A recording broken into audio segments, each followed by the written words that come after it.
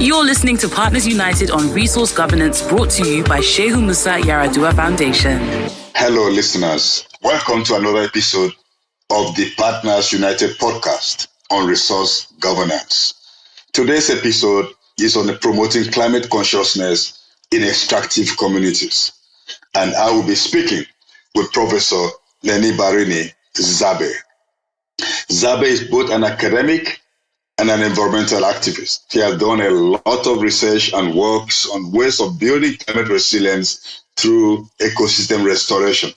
Welcome, Professor Zabbey, to today's podcast. Thank you, sir. It is my pleasure to join this conversation.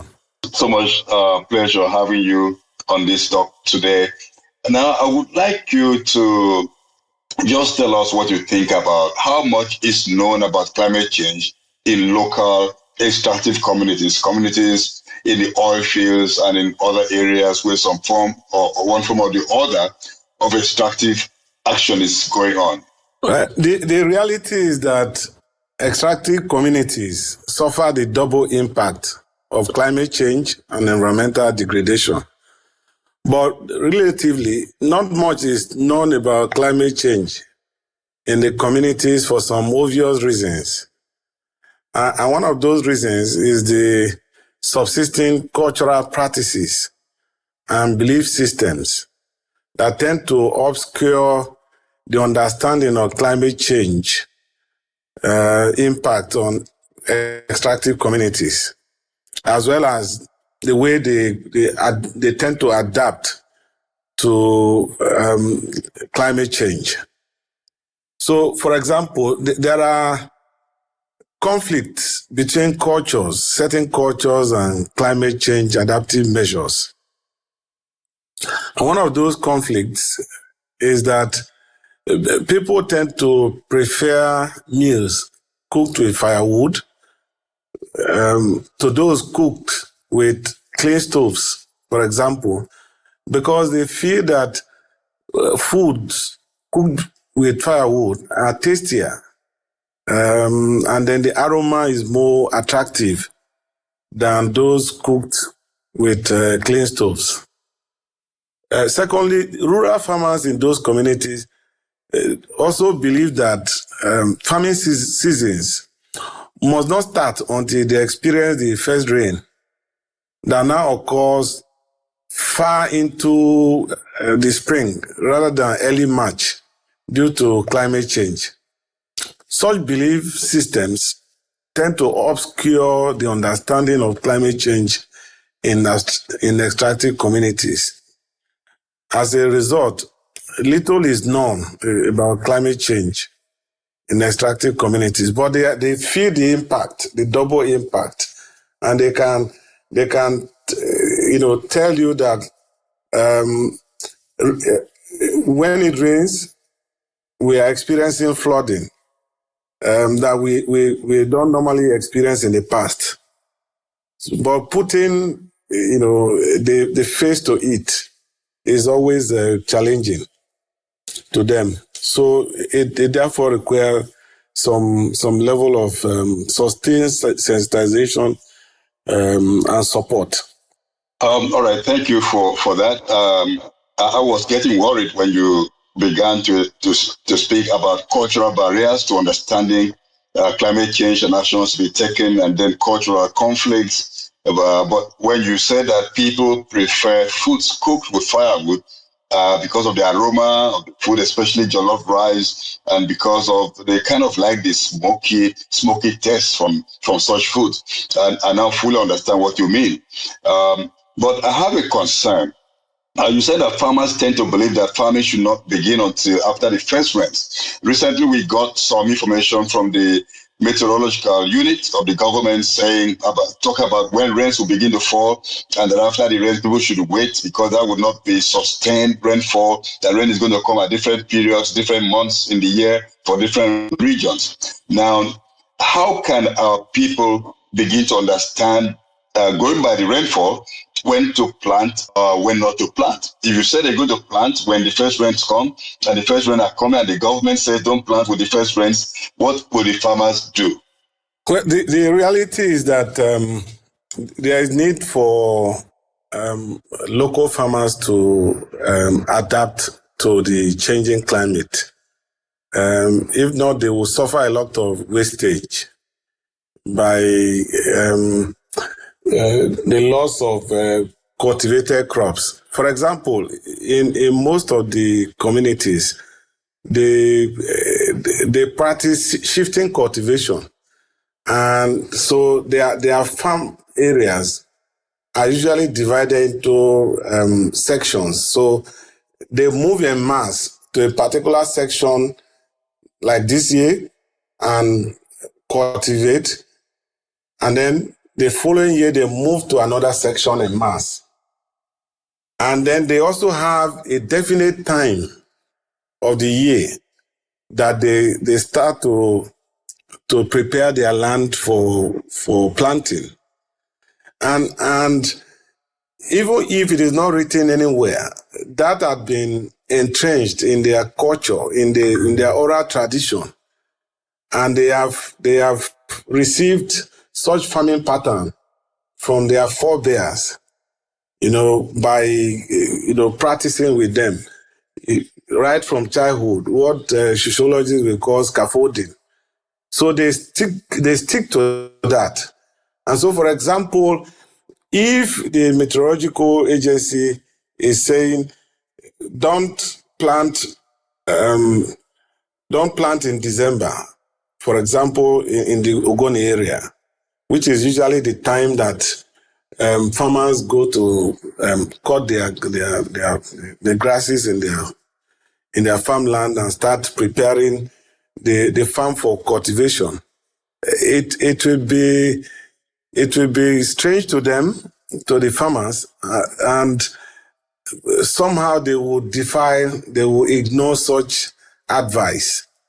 And so that's why there is need for some level of extension services, community outreach programs about the reality of climate change and the need to shift their farming pattern and approaches. What you're saying is that climate change has overturned the usefulness of cultural agricultural calendars. In other words, farmers cannot depend on what they've been doing over the years because things have changed and they're not what they used to be. But you also mentioned the need for extension services. And we do know that over the past few years, there's a very high shortage of extension officers.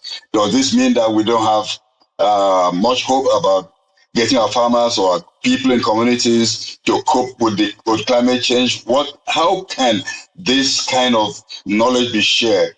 How can we improve on climate change consciousness if the extension officers and services are not available? Well, I think because most of the food, over 80% of the food we consume in Nigeria is produced by smallholder farmers. We need to place premium importance on what they do. The government needs to care about how they are faring in terms of their production process.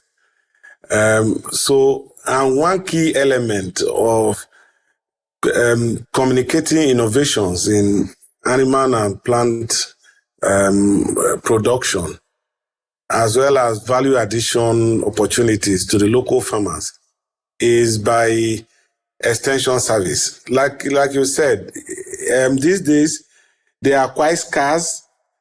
I hardly see them around. The few that are still there are confined to their offices, which is very, very unfortunate. So what that means is that in order to surmount the challenges of climate change, in order to sustain food production through the smallholder farmers, in order to guarantee food sovereignty and food security, there is absolute need to provide all necessary support to smallholder farmers. And one of such supports will be providing them with extension services. So sensitization is very key. And such sensitization can be done even at the community level.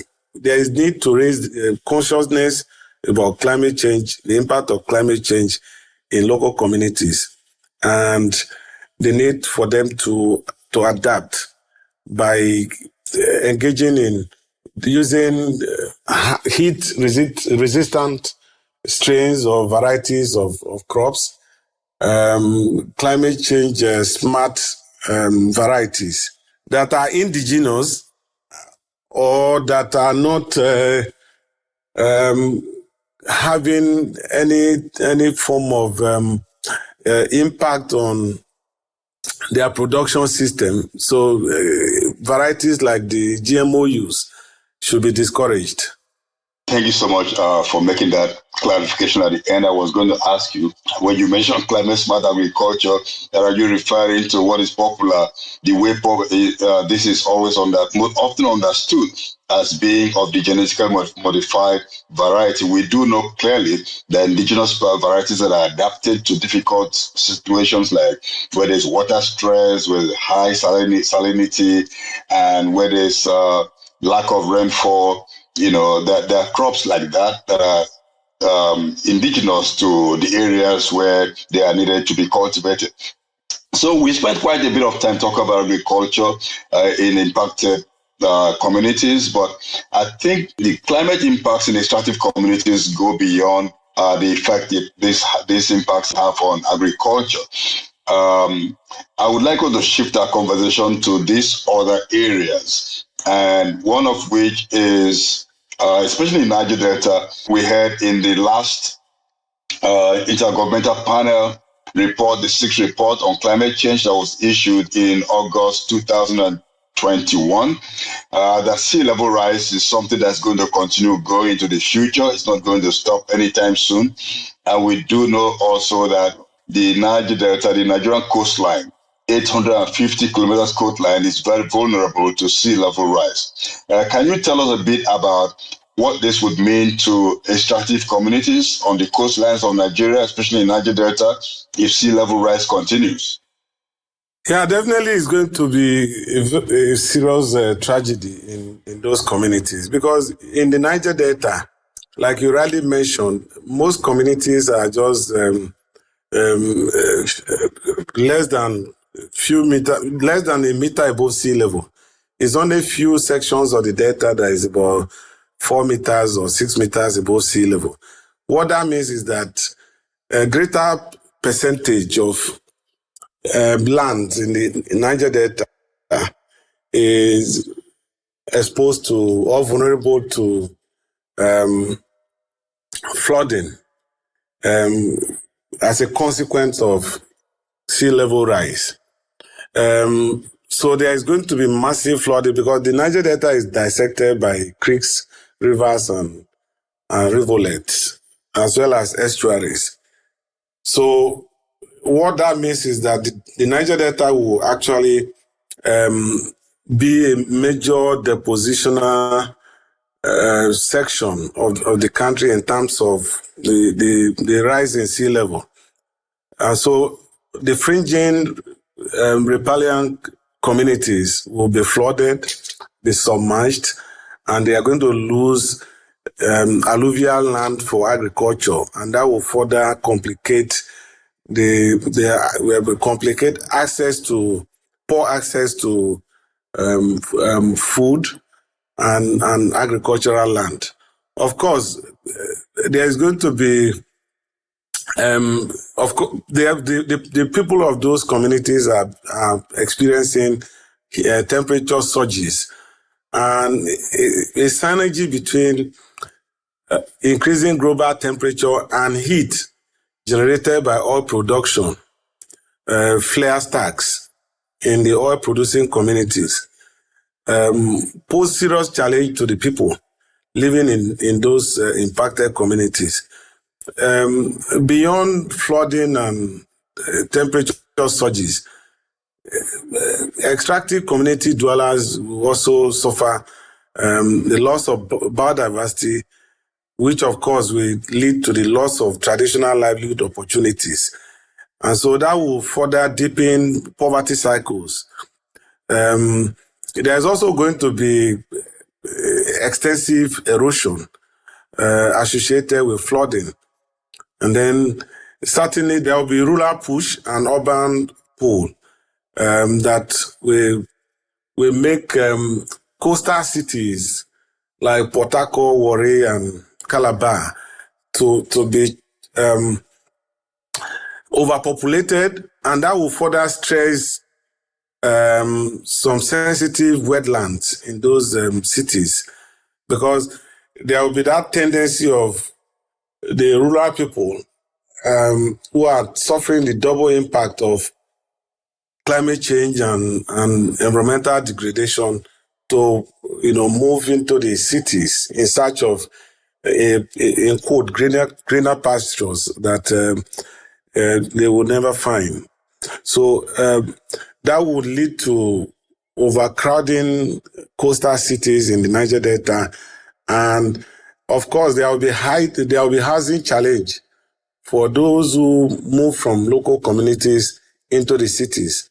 In order to surmount the problem of housing, since they don't have money to rent conventional apartments, they will move into wetland areas like mangrove areas to begin to build sediment to build their makeshift houses on them, and that will further stress biodiversity, stress the ecosystems that their livelihoods would depend on. And so it's going to be double tragedy. You gave us a lot of food for thought about the impacts on communities other than agriculture. You spoke about poverty cycles being reinforced. You talk about extensive erosion associated with flooding, displacement of rural population from coastal areas to cities. You did mention that they may be going to search for greener pastures, but it does sound like they would just be searching for safety, searching for higher grounds. But then you mentioned about wetlands being invaded or converted for temporary housing by the displaced persons and the related impacted ecosystems. Now, these are all very difficult and very dangerous issues to facing these these coastal communities. Now, knowing that communities are facing displacement in Nigeria, not just from the coast, but also from the north, caused by due to increased water stress and increased desertification. Do you think that government is aware of these problems? And if you think they're aware of the problem, what do you think government is doing to help communities overcome these kind of challenges? Well, I think everybody is aware. Everybody's aware of the problem, either from the north to the south, east to the west. What we are lacking presently is a structured or systematic program that is robust and holistic in nature to take on board all the issues collectively and in a manner that is sustainable. Like you said, it is natural for humans, including the animals, to move from one place to another, to move from their natural habitat or their natural communities to where they think environmental conditions are more favorable or access to resources. So the government is yet to put in place very robust, sustainable programs. Of course, there are piecemeal attempts from government, even at the federal, state, and local government level, to deal with these many environmental related issues. For example, we have the The government have made very ambitious promise at COP26, and our nationally determined contribution is also very, very ambitious. The question is, what are the mechanisms put in place to achieving all those commitments? So I think there is need for paradigm shift. There is need for coordinated effort between the state government and the federal government. There is need for very sustainable mechanism that will actually deal with most of these issues. And again, there's also need to fund institutions that have very direct responsibility when it comes to managing environmental issues. For example, the meteorological agency needs to be adequately funded to be able to monitor weather patterns and give advisory information to the citizens and to other government agencies for planning purposes. And again, the issue of population, taking stock of our population and understanding the migration pattern will also help in addressing some of the issues we have outlined. We have had a lot to chew on today with regards to climate change impact on extractive communities. It's not really sounding good at all. We can see a lot of issues looming ahead. But I would like us to move into something another track that could be a bit more promising. Now, talking about raising consciousness and awareness in these communities, is there any way this could be done, starting with the children, maybe in eco clubs in schools, or how else can be done to build consciousness in the upcoming generation, since they are the ones to face the climate impacts that we'll be talking about? Because we out of children and the young ones, it is important to get them involved as early as possible. So there will be need to start to rebuild eco clubs or environmental clubs in schools as a strategic approach of promoting community-led consciousness. And not just the schools. There's also need to escalate such sensitization platform, voluntary sensitization platform to informal settings. So by creating informal or out of school environmental clubs.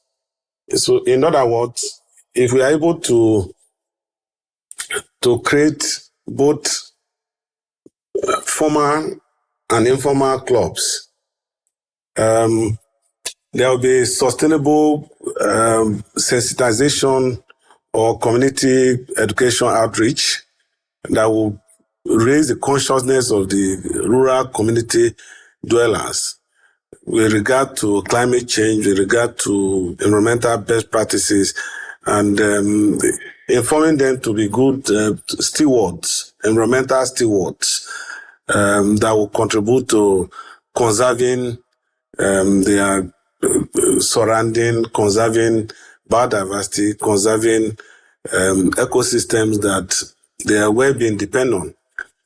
So why do I say there's need for not just the formal school clubs, but also the informal clubs? The reason is that sometimes club members in the schools, when they graduate and they move out of school, they become redundant in terms of rendering that voluntary service. The voluntary service they were rendering when they were in school. So if there are informal settings, informal platforms that when school club members graduate from school, they will be able to leverage to continue to render those voluntary environmental protection services in the communities, such as sensitizing members of the communities about issues that undermine the functionality of the environment, issues relating to preserving subsisting biodiversity in those communities. Then it will be useful, and it will increase consciousness in the communities. And again, apart from enlarging the community of volunteers for environmental protection, it will also enable a kind of linkage between the formal and informal school clubs for peer learning, and as well as for joint action efforts. And what that means is that the mere act of coupling the formal and informal clubs together to undertake peer learning and carry out joint action will lead to preserving indigenous knowledge as well as promoting community adaptive innovations, which I think we really need indigenous knowledge in terms of adaptation.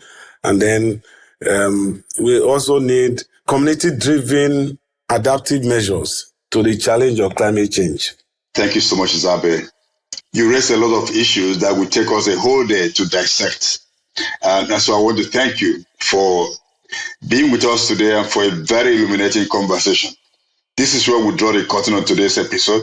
A big thank you to our listeners. We look forward to having you join us in our next episode. Have a very beautiful day. Bye-bye. Please visit partnersunited.org to join the conversation on environmental justice. To report any issues that have threatened your environment, please visit www.reports.nhrc.gov.ng or blow the whistle at www.reports.corruption.org. You can also visit homef.org for useful advocacy resources on climate change, food systems, freshwater ecosystem, and other socio-ecological issues.